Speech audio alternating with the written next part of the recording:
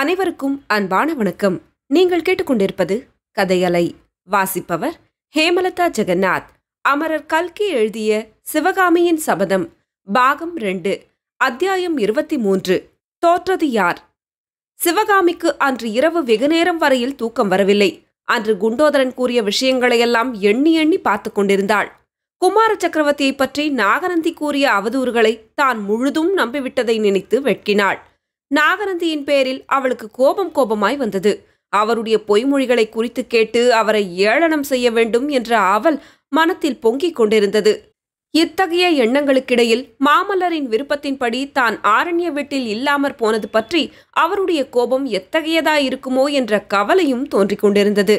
அதை அவ்வளவு மன்னிக்க முடியாத பெரும் குற்றமாக மாமல்லர் கொள்ள மாட்டார் என்று அவள் தன்னைத்தானே ஆறுதல் செய்து கொண்டாள்.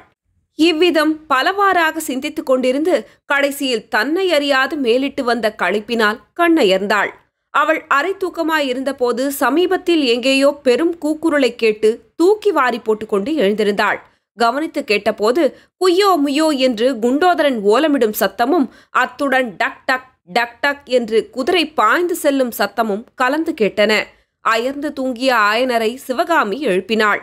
இருவரும் வாசலில் வந்து பார்த்தபோது அங்கே ஓலமிட்டு கொண்டிருந்த குண்டோதரன், ஐயோ குருவே, என்னுடைய குதிரையை பிக்ஷு திருடி கொண்டு போய்விட்டார் என்று கூச்சலிட்டான்.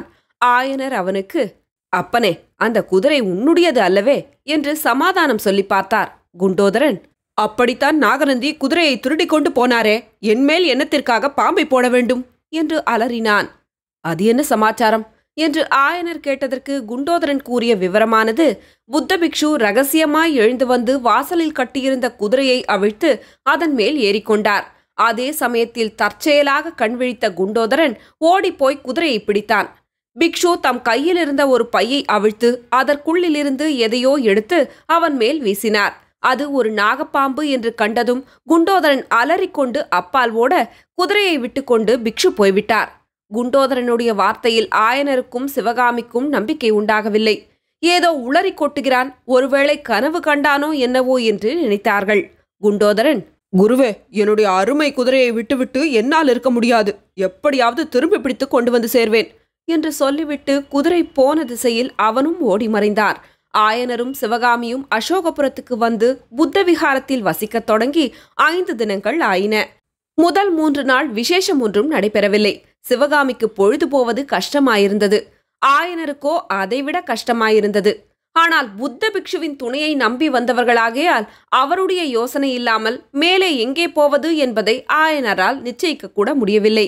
குண்டோதரன் கூறிய விவரங்களை கேட்ட பிறகு சிவகாமிக்கு மேலே போகும் ஆவலே இல்லாமல் போய்விட்டது. திரும்பி காஞ்சிக்கு போனால் என்ன என்ற எண்ணம் அடிக்கடி தோன்றியது. இந்த நிலைமையில் அவர்கள் அசோகபுரத்துக்கு வந்த 4ஆம் நாள் இரவு சில அபூர்வ சம்பவங்கள் நடைபெற்றன. அன்று அஸ்தமன நேரத்தில் எங்கேயோ வெகு தூரத்தில் வானமுகட்டின் அருகில் இடைவிடாமல் இடி இடிப்பது போன்ற சத்தம் முதலிலே வெகு லேசாக கேட்டது. உற்று கேட்க கேட்க சத்தம் அதிகமாகி வந்ததாக தோன்றியது. சற்று நேரத்துக்கெல்லாம் அதுவே சமுத்திர கோஷம் போல் தொனிக்க தொடங்கியது. முதலில் தூரத்திலிருந்த சமுத்திரம் வர வர நெருங்கி வருவது போலவும் இருந்தது. திடீரென்று சத்தமாக பெருகி அருகிலே நெருங்கி பல்லாயிரம் பேர் தடதடவென்று ஓடி வருவது போன்ற சத்தமாக மாறிற்று. ஆயனரும் சிவகாமியும் உள்ளே இருந்து வாசற்பக்கம் ஓடி வந்து பார்த்தார்கள். சற்று தூரத்தில் மரங்களின் இடுக்கு வழியாக சிதம்பரம் சாலை தெரிந்தது. அதிலே அநேகம் பேர் தலைக்கால் தெரியாமல் ஓடிக்கொண்டிருந்த காட்சி புலப்பட்டது. அந்த கூட்டத்தின் நடுவே அம்பாரி வைத்த பெரிய யானை ஒன்று அதிவிரைவாக நடந்து சென்றது. அதை சூழ்ந்து 7-8 குதிரைகளும் சென்றன. குதிரைகள் மேல் ஆயுதபாணிகளான ஆட்கள் இருந்தார்கள். அதே கூட்டத்தில் ஒரு புறத்தில் உயரமான கொடிமரம் ஒன்றை தூக்கிக் கொண்டு ஓடிய சிலர் காணப்பட்டார்கள். அந்த கொடி தாறுமாறாய் கிழிந்திருந்தது. அதற்கு பிறகு அன்று இரவெல்லாம் 10 பேராகவும் 50-100 பேராகவும் அதற்கு மேற்பட்ட கூட்டமாகவும் அடிக்கடி சாலையில் மனிதர்கள் தடதடவென்று ஓடிய சத்தம் கேட்டுக்கொண்டே இருந்தது. சில சமயம் அசோக ஸ்தம்பத்தை சுற்றி கொண்டு புத்தவிகாரம் இருந்த பாழும் வீதி வழியாகவும் சிற்சில கூட்டத்தார் ஓட்டமும் நடையுமாக சென்றதை சிவகாமி கவனித்தாள். இதையெல்லாம் பற்றி சிவகாமி ஆயனரை கேட்க அவர், எங்கேயோ யுத்தம் நடந்திருக்கிறது அம்மா. யுத்தத்தில் ஒரு கட்சி தோற்றுவிட்டதாக தெரிகிறது. தோற்றவர்கள்தான் இப்படி நிலை குலைந்து ஓடுவார்கள் என்றார். அப்பா, தோற்றவர்கள் பகைவர்களாகத்தான் இருக்க வேண்டும். ஓடுகிறவர்களை பார்த்தால் பல்லவ வீரர்களாக தோன்றவில்லை அல்லவா என்றாள் சிவகாமி. நாம் என்னத்தை அம்மா கண்டோம்? இருட்டிலே என்ன தெரிகிறது? மாமல்லர் படைத்தலைமை வகித்த கட்சி ஜெயித்திருக்க வேண்டுமென்றுதான் நானும் கருதுகிறேன் என்றார் ஆயனர். இவ்வளவு தடபுடலும் இரவு முடிந்து பொழுது விடுவதற்குள்ளாக நின்றுவிட்டது. சூரியோதத்துக்குப் பிறகு சத்தம், சந்தடி, ஓட்டம் ஒன்றுமே இல்லை. சிவகாமி புத்தவிகாரத்தின் வாசலில் நின்று சாலையை நோக்கிய வண்ணம் இருந்தாள்.